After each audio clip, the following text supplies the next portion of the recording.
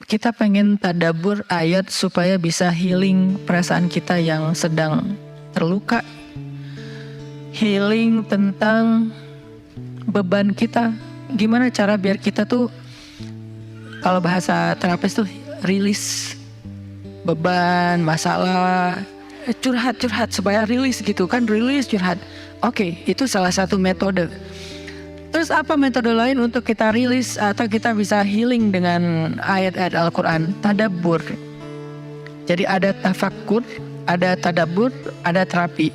Islam tuh banyak banget hal-hal yang bagus, tapi tidak ada yang lebih indah dan lebih tepat dan lebih efektif daripada terapi dengan tadabbur Al-Quran. Bukan hanya baca, tapi tadabbur Al-Quran. Menghayati, memahami pesan-pesan Allah di dalam Al-Quran. Makanya ketika Nabi punya masalah, obatnya Al-Quran. Itulah kenapa di dalam Al-Quran Allah menyebutnya wasyifa'un lima fis sudur. Dia itu obat, penyembuh, bahkan bukan obat. Kalau obat itu dawa, kalau syifa penyembuh. Dawa belum tentu sembuh, bisa sembuh bisa enggak. Tapi kalau syifa ya udah pasti sembuh. Maka Allah menyebutkan Al-Quran itu sebagai bukan dawa, tapi disebutkan sebagai syifaun lima fis sudur, obat hati, obat jiwa, obat mental. Walaupun banyak ulama menganggap bahwa dia juga bisa menjadi obat fisik, dan saya percaya itu. Tetapi yang lebih dahsyat lagi adalah dia memang obat mental. Pertanyaannya, bagaimana menjadikan Al-Quran sebagai syifa, healing? Ayat-ayatnya gimana cara kita mentadabburinya? Semua ayat sama, cuman yang membedakan satu dengan yang lain fadilahnya. Tapi semua sama-sama istimewa. Jadi nggak boleh ada satupun ayat yang kita anggap nggak penting. Alif Lam Mim, apa pentingnya ya? Nun, Qaf, Shad, satu huruf doang. Enggak, biasa aja. Sehingga kita ngerasa membaca ayat itu nggak terlalu istimewa. Sama, satu huruf pun itu istimewa di Al-Quran. Kan kata Nabi satu huruf seperti 10 kebaikan. Jadi kalau kita baca Nun, udah aja, alhamdulillah udah ngaji. 10 kebaikan loh itu. Tapi kalau udah tahu 10 kebaikan, ngapain satu huruf? Udah aja wal qalami wa ma yasturun, lanjut dong. Udah tahu tuh 10 kebaikan cuma satu huruf, sayang banget ya karena ada waktu.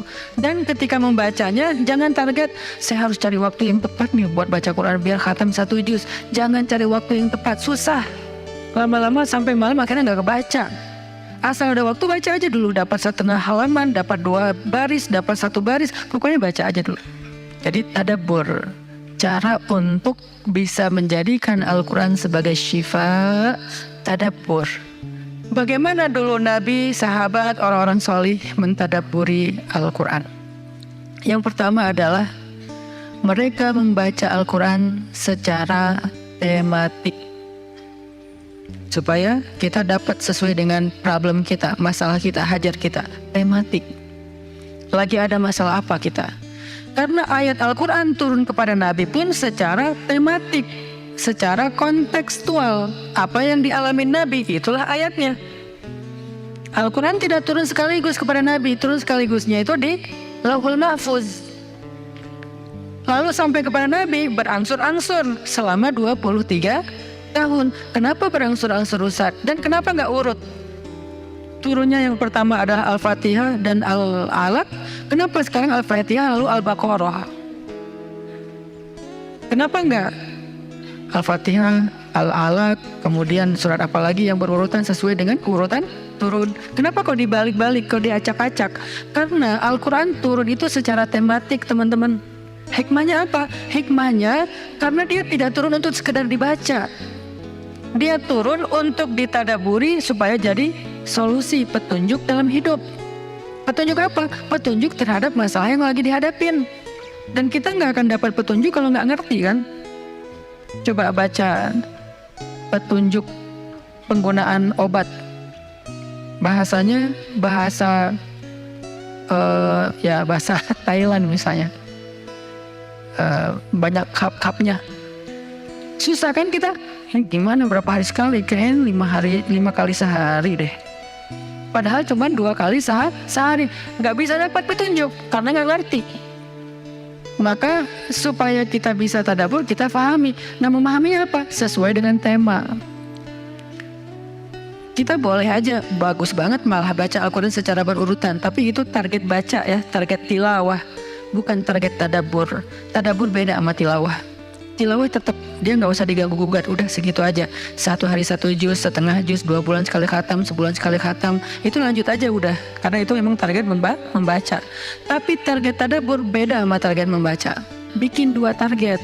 Kalau tadabbur memang nggak panjang-panjang dan nggak berurutan, tematik. Kita mau lagi masalah apa sih? Gimana kita cari temanya Ustadz? 1, bisa nyari ke Simbah Google, ayat tentang klik keluar. Buat kita yang mungkin kita sama nih dengan saya, masih sama-sama belajar, paling gampang tadi nanya aja ke Google, pakai aja indeks. Atau cara yang lebih, ini kalau mau, saya beberapa kali nyoba soalnya, kalau mau bukan ngetes ya, kalau mau agak sedikit lebih seru nih, agak lebih seru. Tapi kalau belum berhasil jangan salahin saya ya.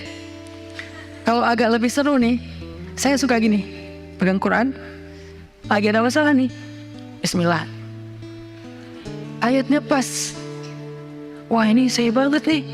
Bisa kayak gitu juga metodenya. Jadi kayak minta dibimbing sama Allah aja gitu. Tapi kadang-kadang dapat ayatnya tuh nggak sesuai tema saya, Ustaz, kata kita. Padahal kata Allah ini yang kamu butuhin tuh ini nih. Bisa gitu juga dengan syarat membukanya pakai Bismillah, bukan membuka yang itu ya Allah ya, yang itu ya. Jangan maksa. Allah lebih tahu. Bismillah.